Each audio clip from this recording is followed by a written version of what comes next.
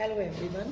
आज जो है हम कॉलिगेटिव प्रॉपर्टी का सेकंड टॉपिक करेंगे, जो कि हमने पहले कर लिया था, relative lowering in vapour pressure. उसका न्यूमेरिकल सॉल्व कर चुके थे हम। आज जो है हम सेकंड प्रॉपर्टी करने जा रहे हैं, that is an elevation in boiling point. Elevation in boiling point, ठीक है, ये वाला करेंगे। तो इससे पहले हम ज़रा आपको एक चीज़ बता दें। आपने ये चीज़ें 9th क्लास में थोड़ी सी पढ़ी थी। क्या पढ़ा था कि आपके पास एक प्योर सोलवेंट है। प्योर सोलवेंट मतलब एक प्योर लिक्विड है, हमें नहीं पता किस टेस्ट ट्यूब में, एक ए है और एक आपके पास एक और लिक्विड है बी, जो कि इम्प्योर है, ठीक है। हमने आपको लेबल नहीं करके दिया, ए बी दो अलग अलग टेस्ट ट्यूब्स दे दी और आपसे कहा कि बताओ इन दोनों लिक्विड में से कौन सा जो लिक्विड है वो प्योर पानी है, मतलब प्योर वाटर है, और कौन सा जो सॉल्यूशन है वो प्योर वाटर नहीं है। आपने ये बताना है, ठीक है। तो आपको कहा ए और बी दो चीज़ें हैं। अब आप प्योर कैसे देखेंगे? अब आप टेस्ट तो कर नहीं सकते, क्या पता कौन सी चीज़ हमने इसमें मिक्स करी हो। तो टेस्ट तो कभी भी किसी भी केमिकल को हम नहीं करते हैं, ठीक है। तो इसका सबसे बेस्ट मेथड क्या था? बॉइलिंग, ठीक है। बॉईल करिए। अगर जो भी लिक्विड इन दोनों में से प्योर होगा, जैसे मान लो ए प्योर है तो वो 100 डिग्री सेल्सियस पर बॉईल करेगा। अगर वो इम्प्योर हुआ तो वो 100 से अबव पर बॉईल करेगा, मतलब 101 पर या 101.1 पर या 100.8 पर, ऐसे। मतलब जब भी कोई चीज़ हम इम्प्योरिटी किसी भी पानी में, किसी भी सॉल्यूशन में ऐड करते हैं, लिक्विड के अंदर सॉल्वेंट में ऐड करते हैं, तो उस सॉल्यूशन का जो बॉइलिंग पॉइंट होता है वो उस प्योर सॉल्वेंट के बॉइलिंग पॉइंट से हमेशा बढ़ जाता है, इंक्रीज हो जाता है। ये हमने 9th क्लास में ऑलरेडी पढ़ा हुआ है। लेकिन क्यों बढ़ जाता है, किस हम इसको कैसे कैलकुलेट करेंगे कि कितना बढ़ेगा? मतलब मैंने आपसे कहा बढ़ जाएगा, मैंने आपको कह दिया 100 से 101.1 हो जाएगा, लेकिन कैसे, कितना होगा एग्जैक्ट अप्रॉक्सीमेट? मैंने तो वैसे जनरली बोल दी बात कि बढ़ जाएगा, कितना बढ़ जाएगा वो कैसे कैलकुलेट करते हैं हम, वो एक तरीका है वो जो कि हम अब पढ़ने जा रहे हैं कि कितना एलिवेशन होगा बॉइलिंग पॉइंट के अंदर, ठीक है। तो आज का हमारा यही टॉपिक रहेगा। तो जैसे कि आपको पता है, हमारे पास एक क्या है, प्योर सोलवेंट, एक हमारे पास प्योर सोलवेंट है, एक हमारे पास क्या है, सॉल्यूशन है, ठीक है। एक हमारे पास क्या है, सॉल्यूशन है। अब हमने क्या पता है, सॉल्यूशन का जो बॉइलिंग पॉइंट होता है वो हमेशा क्या रहता है, ज़्यादा रहता है, ठीक है। ये हमें सब चीज़ें पता है। तो अब हम इसके लिए क्या करें, इसके लिए हम करेंगे ग्राफ प्लॉट। तो हम करते हैं स्टार्ट। अब हमने क्या करना है, इसमें आपको कुछ भी डेरिवेशन ज़्यादा नहीं करना है, आपको सिंपली आपको ग्राफ आना चाहिए, ठीक है। आपको ग्राफ के लिए सबसे पहले क्या करना है, एक दो लाइन जैसे कि हॉरिजॉन्टल और वर्टिकल बना लिए। इधर आप ड्रॉ करेंगे वेपर प्रेशर, इधर जो है आप ड्रॉ करेंगे टेम्परेचर, ठीक है। अब आपने क्या देखा कि जो हमारा प्योर सोलवेंट है उसका, अच्छा एक चीज़ उससे पहले, ग्राफ से पहले, क्या आपको पता है कि बॉइलिंग पॉइंट क्या होता है? What is boiling point? Boiling point क्या रहता है?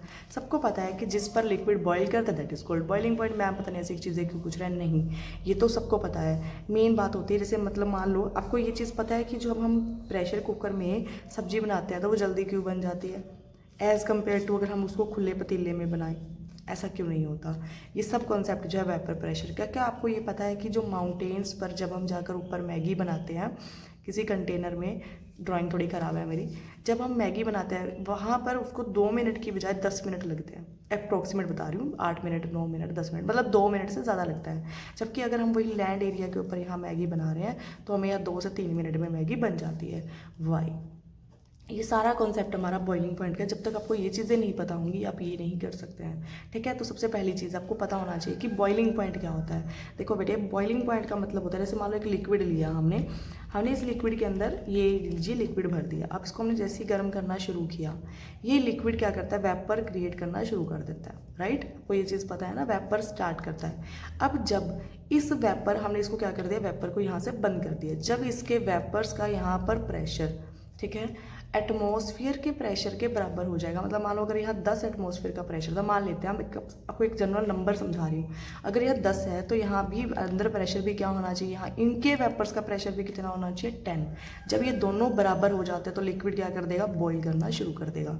अगर मान लो मैं आपसे कहूँ, अगर सपोज मैं आपसे कहूँ कि, और अच्छा अगर इन दोनों का वेपर प्रेशर बराबर हो जाएगा तब ये क्या करेगा, बॉईल करेगा, राइट। अब देखिए, अगर मैं आपसे कहूँ कि अगर एक का वेपर प्रेशर यहाँ मान लो 170 है सपोज, ठीक है, और यहाँ पर लिक्विड ले रखा है, तो यहाँ पे वेपर्स भी कितने बनने चाहिए, 170, है ना। यहाँ वेपर्स कितने बनने चाहिए, 170। अब जब इनके वेपर्स बन जाएंगे तो फिर इसका मतलब ये क्या हो जाएगा, लिक्विड बॉईल करना शुरू कर जाएगा। ये आप सब चीज़ें आपको पता है, ठीक है। आप कहोगे इस हिसाब से तो मैम क्वेश्चन बना, मैं आपसे पूछती हूँ कि इस हिसाब से तो माउंटेन्स के ऊपर जो एटमॉस्फेरिक प्रेशर होता है मान लो वो है 20, लैंड के ऊपर इसका हमारा एटमॉस्फेरिक प्रेशर है मान लो 70, ठीक है, हम मान लेते हैं, ऐसा मान लेते हैं, सब छोटा नंबर मान लेते हैं ताकि आपको समझ में आ जाए। इसको हमने 20 एटमॉस्फेयर मान लिया, यहाँ हमने 70। जैसे ही मैंने मैगी को रखा तो मुझे बताइए यहाँ 20 मतलब प्रेशर है, तो यहाँ वेपर्स कितने चाहिए होंगे 20, वो तो जल्दी बन जाएंगे। लेकिन अगर मैं कंटेनर को यहाँ नीचे रख के बॉईल करूँ, यहाँ 70 है तो यहाँ 70 वेपर्स चाहिए होंगे मुझे मान लो, तो ये बनेंगे लेट। इसका मतलब तो मैगी यहाँ लेट बननी चाहिए, नहीं, ऐसा नहीं होता। आप ये देखिए कि जब यहाँ वेपर्स 20 बन रहे हैं तो वो जल्दी बन जाएंगे ना, बहुत जल्दी बन जाएंगे। वेपर्स जब जल्दी बन गए यानी कि ये जो अंदर पानी था, ये लिक्विड, इसका तो टेम्परेचर लेस हो गया ना। अगर ये जल्दी, देखो मेरी बात सुनो, अगर ये जल्दी बॉईल करेगा, ये जल्दी बॉईल करेगा तो इट मीन्स इसके अंदर जो टेम्परेचर था वो क्या हो गया, कम, क्योंकि जल्दी बॉईल करने लग गया। तो टेम्परेचर यहाँ पानी जो है वहाँ हमारी धरती के ऊपर कितने पर बॉईल करता है 100 पर, तो ये कितने पर बॉईल करने लग जाएगा, ये वाला पानी कितने पर बॉईल करने लग जाएगा 70 पर, 80 पर, 90 पर बॉईल करने लग जाएगा। इसका मतलब इसका टेम्परेचर पानी का कितना होगा 70। इसीलिए मैगी को अंदर बनने के लिए टेम्परेचर क्या मिल रहा है, कम। जब मैगी को टेम्परेचर कम मिल रहा है तो वो बॉईल क्या करेगी, बनेगी कब, लेस, धीरे धीरे टाइम लेगी, मोर टाइम लेगी, क्योंकि अंदर बेटे पानी का जो टेम्परेचर है जितना ज़्यादा होगा वो उतनी जल्दी बनेगी। जब पानी का टेम्परेचर ही 70 है, एक का टेम्परेचर है 100, तो जल्दी कौन बॉईल करेगा, जिसका टेम्परेचर ज़्यादा होगा वो जल्दी बन जाएगी, है ना। इसी तरह से इसीलिए माउंटेन्स पे मैगी धीरे बनती है। हाँ, वेपर जल्दी बनते हैं, बॉईल जल्दी करती है, लेकिन टाइम ज़्यादा लगता है, क्योंकि जो पानी का टेम्परेचर है वो क्या रहता है, कम रहता है। सिमिलरली अगर हम लैंड एरिया पे बात करें तो यहाँ वेपर्स तो धीरे धीरे बनेंगे क्योंकि ज़्यादा बनेंगे, लेकिन यहाँ टेम्परेचर, पानी का जो टेम्परेचर है वो क्या रहता है, हाई रहता है, जिसकी वजह से ये जो है मैगी जल्दी बन जाती है। आई होप आपको ये चीज़ समझ में आ गई कि जब भी कोई चीज़ बॉईल करती है, इट मीन्स उनके वेपर्स का, लिक्विड्स का वेपर प्रेशर हमारे एटमॉस्फेयर के वेपर के प्रेशर के बराबर होगा, तभी लिक्विड क्या करता है, बॉईल करता है। ठीक है, आई होप आपको ये चीज़ क्लियर है।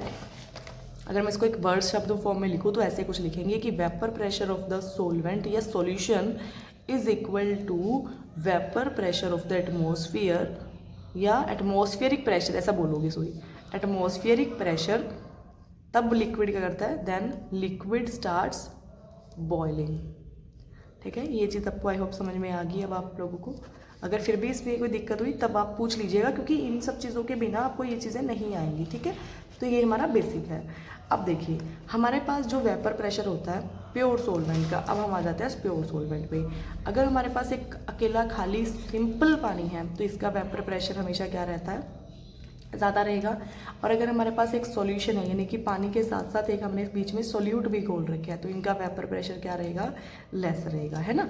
तो इसी तरह से जो हमारा प्योर सोलवेंट है, देखो मान लो ये टेम्परेचर 70 था, 50 मान लो, ठीक है, ये टेम्परेचर 50 डिग्री है, ये प्योर सोलवेंट की हम बात कर रहे हैं, प्योर सोलवेंट 50 डिग्री। लेकिन जो सॉल्यूशन है और इसका वेपर प्रेशर यहाँ मान लो इसका 60, ठीक है। जब सॉल्यूशन की हम बात करते हैं तो वो जो है वो कुछ ऐसे रहता है, देखो ये किसका है, हमारा सॉल्यूशन की कर्व है। अब आप कहोगे ये कैसे मैम, देखो ये कुछ ऐसे कि अगर मैं 50 डिग्री सेल्सियस पर बॉईल करूं तो प्योर सोलवेंट का वेपर प्रेशर मान लो 60 बनता है, 60 एटमॉस्फेयर सपोज मान लो, ठीक है। तो अगर ऐसी सेम टेम्परेचर पर 50 पर बॉईल करूँ तो सॉल्यूशन का वेपर प्रेशर क्या बनेगा, कम बनेगा, मान लो 40 बनेगा, है ना। सेम टेम्परेचर पर इसका वेपर प्रेशर अगर 60 बन रहा है तो सॉल्यूशन का कितना बनेगा, कम। अगर मान लो मैं कहूँ यहाँ टेम्परेचर ले लेते हैं, अगर मान लो ये टेम्परेचर बढ़कर 70 हो गया तो इसका वेपर प्रेशर कितना बन रहा है, देखो इसका वेपर प्रेशर बढ़ गया, लगा लो 80 हो गया, ठीक है। लेकिन सॉल्यूशन का वेपर प्रेशर क्या हो गया, 60, है ना। तो यानी कि ये कर्व्स जो हैं, ये जो कर्व्स ये रिप्रेजेंट करती हैं कि सेम टेम्परेचर पर इसका वेपर प्रेशर ज़्यादा होगा, सेम टेम्परेचर पर सॉल्यूशन का वेपर प्रेशर कम होगा। तो ये एक सिंपल सा एक छोटा सा ग्राफ है जो कि आपको एलिवेशन एंड बॉइलिंग पॉइंट के बारे में बताता है। ठीक है, तो आज के लिए हमारी वीडियो में इतना ही रहेगा। आपको सिर्फ थ्योरी पढ़नी है फिलहाल के लिए। जब आपको ये चीज़ें थ्योरी समझ में आ जाएगी फिर आप आराम से न्यूमेरिकल कर लेंगे। अब हम इसको थोड़ा सा छोटा सा एक और फॉर्मूला ज़रूर कर लेंगे कि ये मान लीजिए क्या है हमारे पास ये है प्योर सोलवेंट का, ये हमारे पास क्या है मतलब सॉल्यूशन का, ठीक है। हमने मान लिया प्योर सोलवेंट का बॉइलिंग पॉइंट, ये हमारा सॉल्यूशन का बॉइलिंग पॉइंट, ठीक है। ठीक है, तो अगर यही सॉल्यूशन मतलब मान लो सपोज ऐसे मान लो कि अगर ये सोलवेंट 60 के वेपर्स बनाता है यहाँ पर कितने पर 50 पर, तो 60 के ही वेपर सॉल्यूशन कितने टेम्परेचर पर बनाएगा, मान लो TS पर। आपको ये चीज़ समझ में आ रही है मैं क्या कह रही हूँ? देखो कि अगर मान लो हमने वेपर 60 के ही बनवाने हैं, यहाँ पर भी 60 होने चाहिए, इधर भी सोलवेंट पे भी और सॉल्यूशन पे भी 60 का ही वेपर प्रेशर हो, तो ये मान लो T नोट है, मान लो ये हमारा क्या आएगा TS, मतलब ये 50 डिग्री टेम्परेचर पर उबलता है मान लो, और ये 70 डिग्री सेल्सियस पर, तो दोनों में डिफरेंस कितने का आया, 20 का। तो यही निकालना है हमने कि डिफरेंस कितने का आएगा अगर हम सोल्यूशन बना दें सोलवेंट का। तो डेल्टा TS, डेल्टा मतलब change in the boiling point, मतलब सॉल्यूशन में से हम किसको माइनस करेंगे, प्योर सोलवेंट को। ठीक है, तो डेल्टा इसको हम TS की बजाय TB लिख सकते हैं। तो डेल्टा TB, बी मतलब बॉइलिंग, ठीक है, बॉइलिंग पे टेम्परेचर में कितना फर्क आएगा वो डायरेक्टली प्रोपोर्शनल होगा मोलैलिटी के। This is a molality not molarity, this is molality. Molality मतलब कि 1 किलो सोलवेंट में कितना मतलब कि सोल्यूट डिजोल्व हुआ है। ठीक है, तो delta TB is equal to directly proportional to the M होता है। ये किसके बराबर रहता है हमारा, मोलैलिटी की। इस बात को आप बहुत अच्छे से ध्यान रखिएगा। ठीक है, अब हम डेल्टा TB को मोलैरिटी का फॉर्मूला पुट करते हैं, that is equal to, molarity क्या होता है, W2 डिवाइड बाई W1। आप इसको WB भी लिख सकते हैं, वो आपकी मर्जी है। ठीक है, W2 बाई W1 यानी कि mass dissolve in the solute divide by molar mass of the solute in 2000। 1000 मतलब कितने सोलवेंट में, 1000 ग्राम सोलवेंट में डिजोल्व किया गया, डिवाइड बाई मोलर मास, आप इसको ऐसा लिख लीजिए, molar mass of the solvent. ठीक है, W1 लिख लो इसको, W2 डिवाइड बाई, एक मिनट, इसको आप लिख लो M2। इसको ऐसा लिखते हैं हम, रुको, इसको हम लिखते हैं WB क्या, गिवन मास, जो आपको जितना जिसको डिजोल्व किया है, अब इसको मैं यूजुअल मीनिंग बता दूंगी, डिवाइड बाई इसी का molar mass in 2000 divide by WA। Right, अब इसका मतलब क्या, देखो WB का मतलब है मास ऑफ द सोल्यूट डिजोल्व, ठीक है, जो डिजोल्व किया था। MB मतलब molar mass, molar mass of solute, ठीक है, और जो हमारे पास ये जो W, यहाँ W की जगह MA लिख लो, MA का मतलब होता है मोलर मास,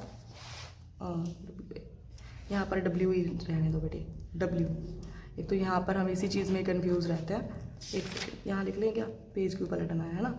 तो WA का मतलब क्या रहेगा यहाँ पर हमारे पास, mass of the solvent in kg। ठीक है, इन क्या होना चाहिए, kg में होना चाहिए। उसकी kg को ग्राम्स में कन्वर्ट करने के लिए हम इंटू 1000 मल्टीप्लाई करते हैं। ठीक है, यहाँ पर क्या रहता है, ये kg में मास रहता है, यानी कि 1 किलो में, 2 किलो में, 4 किलो में, उसी को ग्राम्स में कन्वर्ट करने के लिए हम क्या लिख लेते हैं, 1000 से मल्टीप्लाई कर लेते हैं। ठीक है, तो ये हमारे एक सारे के सारे यूजुअल मीनिंग है सिम्बल्स के। डेल्टा TB का मतलब है कितना चेंज इन टेम्परेचर आया है। ठीक है, आई होप आपको ये सब चीज़ें क्लियर होंगी। तो आप फॉर्मूले को बहुत अच्छे से, delta TB is equal to KB into M, ये पढ़ लीजिएगा। ये डायरेक्टली का निशान हटा लेके मैंने क्या लगाया, KB लगाया, ये एक कांस्टेंट रहता है।